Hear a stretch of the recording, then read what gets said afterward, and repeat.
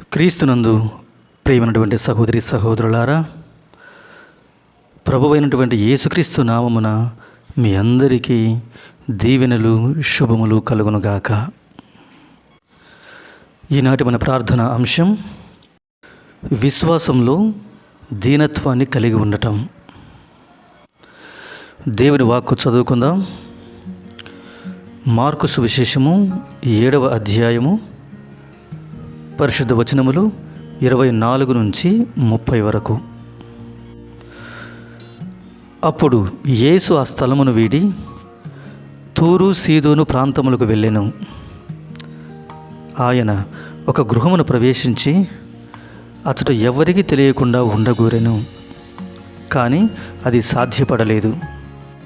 ఒక స్త్రీ ఆయనను గూర్చి విని వచ్చి ఆయన పాదములపై పడి దయ్యము పట్టిన తన కుమార్తెను స్వస్థపరప ప్రార్థించెను. ఆమె గ్రీసు దేశీయురాలు, సిరియాలోని ఫెనిసాలో పుట్టినది. అందుకు యేసు, బిడ్డలు మొదట తృప్తి చెందవలెను, బిడ్డల రొట్టె తీసి కుక్క పిల్లలకు వేయుట తగదు అని పలికెను. అప్పుడు ఆమె, అది నిజమే స్వామి, కానీ బిడ్డలు పడవేయి రొట్టె ముక్కలను భోజనపు బల్ల క్రింద ఉన్న కుక్క పిల్లలను తినును గదా అని బదులు పలికెను.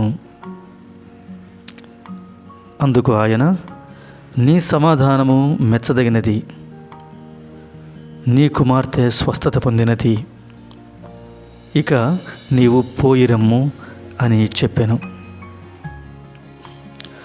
అంతటా ఆమె ఇంటికి వెళ్ళి దయ్యము వదిలిపోయినందున తన కుమార్తె ప్రశాంతముగా పండుండుట చూచెను. ధ్యానించుకుందాం. క్రీస్తునందు ప్రేమైనటువంటి సహోదరి సహోదరులారా, దేవుడు ఇజ్రాయేలు జీవితాలలో మానవుడు ఊహింపని మరియు యోచింపనటువంటి అద్భుతాలు, మహిమ కార్యాలు చేశాడు. అటువంటి ఇశ్రాయేలీయులు దేవుని ధిక్కరించి కృతజ్ఞతాఘాతకులుగా జీవించారు. దేవుడు ఆశించినటువంటి నిండినటువంటి విశ్వాసాన్ని వాళ్ళు చూపించలేకపోయారు. దేవుని పట్ల విశ్వాస పాత్రులుగా వాళ్ళు ఉండలేకపోయారు. అందుకే దేవుడు అనేకసార్లు తన బాధను, నిస్సహాయతను వ్యక్తం చేశాడు. ఇదే విషయాన్ని మనము యెషయా గ్రంథము 1వ అధ్యాయము వచనములు 2-3 చదువుకున్నట్లయితే మనకు స్పష్టంగా కనపడుతూ ఉంది. భూమి ఆకాశములారా వినుడు, నేను పెంచి పెద్ద చేసిన బిడ్డలే నా మీద తిరుగుబడిరి. ఎద్దునకు తన యజమానుడు ఎవరో తెలియను, గాడిదకు యజమానుడు తనకెక్కడ గడ్డి వేయునో తెలియను. కానీ ఇశ్రాయేలునకు ఏమీయూ తెలియదు, నా ప్రజలేమీయూ అర్థం చేసుకొనరు. అవును ప్రియులారా, దేవుడు ఇశ్రాయేలు పట్ల ఎన్నో అద్భుత కార్యాలు చేశాడు. వారిని తన ప్రత్యేక జనముగా ఎన్నుకున్నాడు. తన కంటి రెప్పవలే వారిని కాచి కాపాడుతూ వచ్చాడు. వారి మధ్య ఎన్నో అద్భుత కార్యాలు చేశాడు. కానీ చివరికి వారు విశ్వాసఘాతకులుగా మారిపోయారు. అందుకే దేవుడు వారి యొక్క దుష్ట ప్రవర్తనను చూసి, వారి యొక్క అవిశ్వాస జీవితాన్ని చూసి ఎంతో బాధపడ్డాడు, నిట్టూర్చాడు. ఇదే సందర్భాన్ని మనము ప్రభు జీవితంలో కూడా గమనించవచ్చు. లూకా సువార్త 10వ అధ్యాయము వచనములు 13 నుంచి 16 వరకు చదువుకున్నట్లయితే, ప్రభువు ఎంతో వేదనతో ఇదిగో ఈ మాటలు పలుకుతూ ఉన్నాడు. అయ్యో కొరాజీనుపురమా నీకు అనర్థము, అయ్యో బెత్సైదాపురమా నీకు అనర్థము. మీ మధ్య చేయబడిన అద్భుత కార్యములు తూరు సీదోను పట్టణములలో చేయబడిన ఎడల ఆ పట్టణవాసులు ఎప్పుడూ పశ్చాత్తాపపడుచు గోనెపట్టలు ధరించి బూడిద పూసుకుని ఉండేవారే. కానీ తీర్పు దినమున మీ గతి కంటే తూరు సీదోనుల గతి ఓర్వదగినదిగా ఉండును. ఈ పరిశుద్ధ వచనాలు ఒక విదేశీయ స్త్రీ విశ్వాసాన్ని గురించి గొప్పగా చెబుతూ ఉన్నాయి. ఆమె గ్రీసు దేశీయురాలు, సిరియాలోని ఫెనిస్సాల అనే ప్రాంతంలో పుట్టినటువంటిది. బహుశా దేవుని గురించి, ప్రభువు గురించి గొప్పగా విని ఉండవచ్చు. ఆయన ఆ ప్రాంతానికి రాగానే ఇదిగో పరిగెత్తుకుంటూ వెళ్ళి ప్రభువు చెంత చేరింది. ఆయనతో మాట్లాడుతూ ఉంది. తన బిడ్డను స్వస్థపరచమని ప్రార్థన చేస్తూ ఉంది. వాస్తవంగా ప్రభువు తన సువార్త పరిచర్య చేసుకుంటూ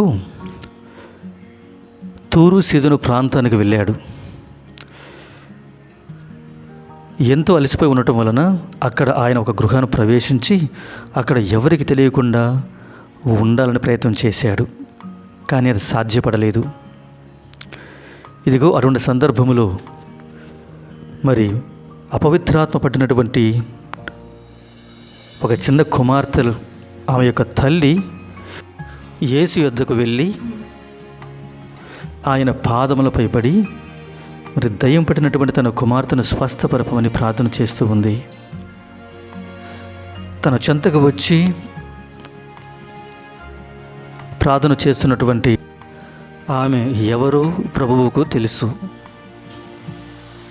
అందుకే ప్రభువు ఇదిగో ఈ విధంగా మాట్లాడుతూ ఉన్నాడు. బహుశా ప్రభు యొక్క సువార్త సేవలో ఆయన ఇంతటి కఠిన పదజాలం ఎప్పుడూ ఉపయోగించలేదేమో. ఇదిగో ఆమెతో ఇలా అంటూ ఉన్నాడు, బిడ్డలు మొదట తృప్తి చెందవలెను, బిడ్డల రొట్టె తీసి కుక్క పిల్లలకు వేయుట తగదు. అవును ప్రియులారా, ఈ మాటలు వాస్తవానికి ఎంతో బాధ కలిగించేదిగా ఉన్నాయి.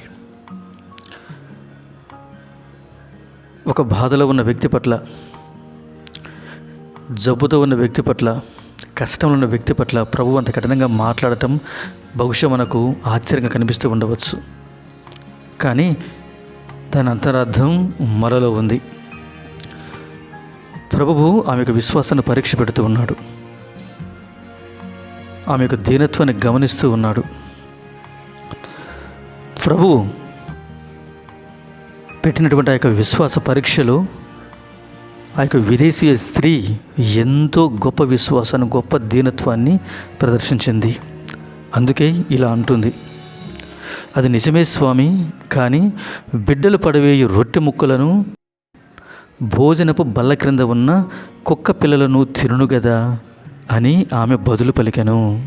అవును ప్రియులారా, తనను తాను ఆమె ఒక కుక్కతో పోల్చుకోవటం ప్రభు గమనిస్తూ ఉన్నాడు. మరొక విధంగా చెప్పాలంటే ఎంతో విశ్వాసాన్ని చూపిస్తూ ఉంది, ఎంతో దీనత్వంతో ప్రభువును ప్రార్థన చేస్తూ ఉంది. తప్పకుండా ఆయన తన బిడ్డను స్వస్థపరచగలిగినటువంటి విశ్వాసము చూపిస్తూ ఉంది. ప్రభు యొక్క మనసును గెలుచుకుంది. ఆమె చేసిన ఆ యొక్క ప్రార్థన, ఆమె చూపించిన ఆ యొక్క విశ్వాసము, ఆమెలో ఉన్నటువంటి ఆ యొక్క దీనత్వము ప్రభు మనసును కరిగించగలిగింది, కదిలించగలిగింది. అందుకే ప్రభువు ఇదిగో చాలా ఎంతో ఆశీర్వాదకరంగా సమాధానం చెబుతూ ఉన్నాడు. నీ సమాధానం మెచ్చదగినది, నీ కుమార్తె స్వస్థత పొందినది, ఇక నీవు పోయిరమ్ము. హల్లెలూయా. అవును ప్రియమైన సహోదరి సహోదరులారా, ఆమె చేసినటువంటి ప్రార్థన యేసు యొక్క మనసును కదిలించగలిగింది. అటువంటి ప్రార్థనను మనం అలవాటు చేసుకోవాలి. అటువంటి ప్రార్థన తత్వాన్ని మనం కూడా మన జీవితంలో అవలంబించాలి. అందుకే ఆ యొక్క విదేశీ స్త్రీ విశ్వాసాన్ని గమనించినటువంటి ప్రభువు లూకాసు విశేషం 7వ అధ్యాయం 9వ వచనంలో ఇలా అంటూ ఉన్నారు, ఇదిగో ఇటువంటి విశ్వాసం నేను నా ప్రజలు అయిన ఇశ్రాయేలీయులు సైతము ఎన్నడూ చూడలేదు అని ప్రభు అంటూ ఉన్నారు. ఎంతటి గొప్ప భాగ్యం ప్రియమైనటువంటి సహోదరి సహోదరులారా. ప్రభువు మన దగ్గర ఆశించేది అది, మనం ఆయన పట్ల విశ్వాసంగా ఉండటం, ఆ యొక్క విశ్వాసంలో బలపరచబడి ముందుకు వెళ్ళటం. బైబిల్ గ్రంథంలో అనేక సందర్భాలలో మనము ప్రభువు స్వస్థతనిస్తూ ఉన్నప్పుడు ఒక మాట అంటూ ఉంటారు, నేను నిన్ను స్వస్థపరచగలను, నువ్వు విశ్వసిస్తున్నావా? నేను నిన్ను స్వస్థపరచగలనని నువ్వు విశ్వసిస్తున్నావా అని ప్రభువు మరి ప్రశ్నించడం మనం అనేక సందర్భాలను గమనిస్తూ ఉన్నాం. అవును, ఆ యొక్క విశ్వాసంలోనే స్వస్థత ఉంది, ఆ యొక్క విశ్వాసంలోనే పరిపూర్ణత ఉంది, ఆ యొక్క విశ్వాసంలోనే ఒక ప్రార్థన ఉంది. దేవుడు మన పట్ల ఆశించేది అదే. కనుక ప్రేమైనటువంటి సహోదరి సహోదరులారా, మరి నాటి ఈ యొక్క సూచన సందర్భాన్ని మనం గమనించినట్లయితే మరి అన్యులు సహితము ఏమి తెలియని వారు కూడా దేవుని స్వస్థతను, కరుణను, క్షమాపణను కోరుకుంటూ ఉన్నారు. ఎందుకంటే వారి యొక్క మరి గొప్ప విశ్వాసం, మాటలతో వర్ణించినటువంటి అపారమైన నమ్మకం దేవుని యొక్క మనసును సంపాదించుకోగలిగాయి, దేవుని యొక్క హృదయాన్ని చేరగలిగాయి. అందుకే ఆ యొక్క విదేశీ స్త్రీతో, అమ్మా ఇదిగో నీ సమాధానం మెచ్చదగినది, నీ కుమార్తె స్వస్థత పొందినది అని తన సంపూర్ణ ఆశీర్వాదాన్ని ఆ కుటుంబానికి దయచేస్తూ ఉన్నాడు. మరి ఒక్కసారి మన జీవితాన్ని పరీక్షించుకుందాం. పుట్టు క్రైస్తవులను చెప్పుకుంటున్న మనము, దేవునిలో బాప్తిస్మం స్వీకరించినటువంటి మనము, దేవుని గురించి, బైబిల్ గురించి, మరి దివ్య సంస్కారాల గురించి, దైవ సంఘాల గురించి అన్నీ తెలుసు అని చెప్పుకుంటున్నటువంటి మనము, మరి ఈ యొక్క విదేశీయ స్త్రీ చూపిన విశ్వాసంలో కనీసం కొంచెం విశ్వాసాన్ని మనం చూపించగలుగుతున్నామా? ఆమె చూపించినటువంటి ఆ యొక్క మొక్కవోని విశ్వాసం, ఆ తెగువ, ఆ పట్టుదల, ఆ ధైర్యము, ఆ యొక్క మెలకువ, ఆ యొక్క జాగరూకత, మరి అన్నిటికంటే మించి ఆమె చూపించినటువంటి ఆ యొక్క దీనత్వం, దేవుని మీద పూర్తిగా ఆధారపడి ప్రార్థించటం, దేవునిలోనికి నిండని విశ్వాసం కలిగి ఉండటం, దేవుని వాక్కు పట్ల మరి గట్టి విశ్వాసం కలిగి ఉండటం మరి మన జీవితంలో మనం అనుభవించగలుగుతున్నామా? ఒక్కసారి ఆత్మ పరిశీలన చేసుకుందాం, ప్రార్థించుకుందాం. పరిశుద్ధుడైన తండ్రి, మీ పరిశుద్ధ పాదములకు స్తుతి స్తోత్రములయ్యా. వాక్కు ద్వారా మాతో మాట్లాడుతూ ఉన్నటువంటి మా గొప్ప తండ్రి, మీకు స్తుతి స్తోత్రముల ప్రభువా. అయ్యా, ఈరోజు మాకిచ్చిన సందేశముల భాగంగా మరి ఏ విధంగా ఆ యొక్క విదేశీయ స్త్రీ ప్రభువా, మరి మీరు ఎంతో కఠినంగా మాట్లాడుతూ ఉన్నప్పటికీ కూడా తనను తాను తగ్గించుకొని మీ పట్ల నిండని విశ్వాసం చూపించి మీ యొక్క ఆశీర్వాదాన్ని పొందగలిగింది, మీ యొక్క హృదయాన్ని గెలుచుకోగలిగింది తండ్రి. మరి మా యొక్క అనుదిన జీవితంలో కూడా తండ్రి, మా యొక్క అహంకారానికి, మా యొక్క స్వార్థానికి, మా యొక్క గర్వానికి మేము సిగ్గుపడి వాటిని పూర్తిగా విసర్జించేలా మాకు సహాయం చేయండి తండ్రి. నిండైన విశ్వాసముతో, ప్రార్థనా జీవితముతో, దీనత్వముతో, వినయముతో, విధేయతతో జీవించలాగా మాకు సహాయం చేయని ప్రార్థన చేస్తున్నాము తండ్రి. మీ వాక్కును ఆలకిస్తున్న మేమందరము కూడా ప్రభువా, ఆ వాక్యాన్ని మా జీవితంలో మేము అన్వయింప చేసుకొని ఒక ధన్యతతో జీవించలాగున, విశ్వాసముతో జీవించలాగున, వినయముతో జీవించలాగున మాకు సహాయం చేయండి తండ్రి. ప్రత్యేకించి ఈ యొక్క వాక్కును వింటున్నటువంటి ప్రతి ఒక్క కుటుంబాన్ని కూడా మీరు ప్రత్యేకంగా ఆశీర్వదించండి ప్రభువా. మీ యొక్క వాక్యములు వారిని అభిషేకించి ఆశీర్వదించము తండ్రి. మీకు ఆత్మతో బలపరచని ప్రార్థన చేస్తున్నాము తండ్రి. ఏ ఏ కుటుంబాలు అల్ప విశ్వాసముతో ఉంటున్నాయో, అపనమ్మకముతో ఉంటూ ఉన్నాయో, అపవిత్రాత్మ శక్తులతో ఉంటూ ఉన్నాయో, మరి వారందరినీ ప్రభువా ఆ యొక్క స్థితి నుంచి విడుదల చేయమని ప్రార్థన చేస్తున్నాం ప్రభువా. వారి విశ్వాసాన్ని బలపరచండి, వారి జీవితాలలో శాంతిని, సమాధానం అనుగ్రహించము తండ్రి. దీనత్వంతో జీవించలాగున, వినమ్రతతో జీవించలాగున, గట్టి విశ్వాసంతో జీవించలాగున,